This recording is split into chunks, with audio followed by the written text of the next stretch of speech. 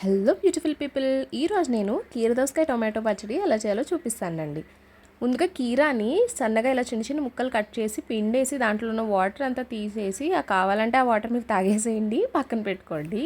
ఎందుకంటే నీరు నీరుగా ఉంటే పచ్చడి బాగోదు, ఇలా ఉంటే కరకరలాడుతూ ఉంటుంది అనమాట. ఓకేనా?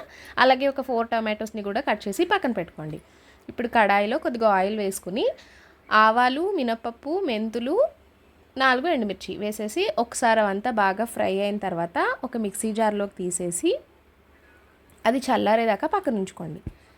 ఇప్పుడు అదే కడాయిలో ఇంకొద్దిగా ఆయిల్ వేసుకుని టొమాటో ముక్కల్ని వేసేసి అవి కొద్దిగా మగ్గాయి అన్నప్పుడు మనకి కారానికి తగ్గట్టుగా ఆల్రెడీ ఎండుమిర్చి వేసాం కదండి, చూసుకుని పచ్చిమిర్చి కూడా వేసుకోవాలన్నమాట. ఒక 4-5 పచ్చిమిర్చి వేసుకొని ఇప్పుడు అవి కూడా చక్కగా మగ్గుతున్నప్పుడు ఒక గుప్పెడు కొత్తిమీర వేసుకోండి.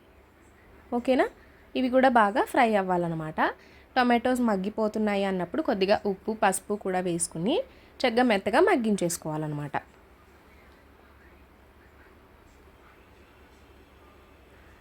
అవి చక్కగా మగ్గిపోయిన తర్వాత ఈ టొమాటోస్ని కూడా మనం ఇందాక చల్లార్చి పెట్టుకున్న పోపు ఉంది కదండి, దాంట్లో ముందుగా కొంచెం చింతపండు వేసి ఆ పోపుని గ్రైండ్ చేసేసిన తర్వాత ఈ టొమాటో ముక్కల్ని ఇందులో వేసేసుకోండి. ఇప్పుడు దీన్ని చక్కగా మెత్తగా గ్రైండ్ చేసి పక్కన పెట్టుకోండి. ఇప్పుడు కొంచెం ఆయిల్ వేసుకొని మినపప్పు, ఆవాలు వేసుకుని కొద్దిగా ఇంగువ వేసి అవి ఫ్రై అయిన తర్వాత మనం గ్రైండ్ చేసి పెట్టుకున్న పచ్చడిని దాంట్లో వేసేసి చక్కగా కలిపేసుకోండి. ఇంగువ కూడా వేసానండి, చెప్పడం మర్చిపోయాను.